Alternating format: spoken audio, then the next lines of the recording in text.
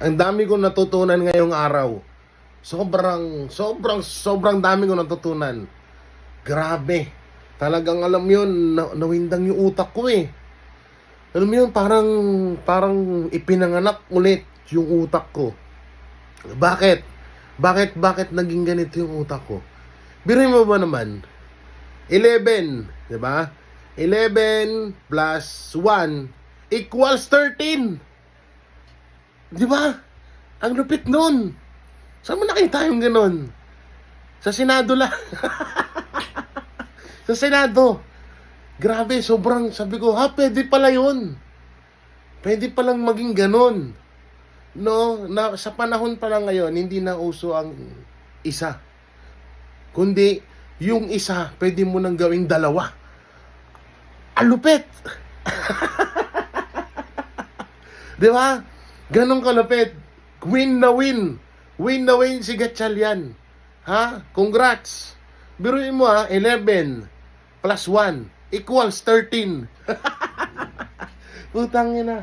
Ngayon ko lang napagtanto. Biglang nagkaroon ng, alam mo yun, nabuhay yung utak ko. Parang, bigla siyang yung kuryente biglang nag-spark.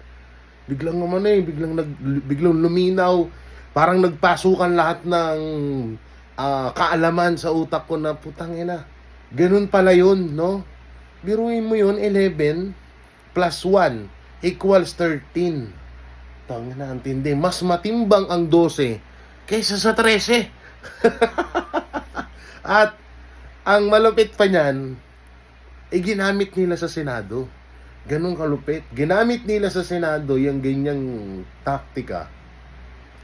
Wala silang pakialam sa under ng konstitusyon. Basta ang pinupunto ng mga senador na the Bendalo 11 plus 1 equals 13. Ganon ang gusto ng mga senador na ngayon ay nagtalaga bilang bagong Senate President. At in fairness grabe, dalawa na ang Senado natin ngayon. May sariling Senado ang minority at meron ding sariling Senado ang majority. Putang ina. Ganun kalupit. Mga bata, mga kabataan, napanood nyo na ba to? Kailangan nyo itong mapanood lahat. Dahil makakapulot kayo ng sobrang laking aral dito sa nangyari na to. Uulitin ko 12 plus 1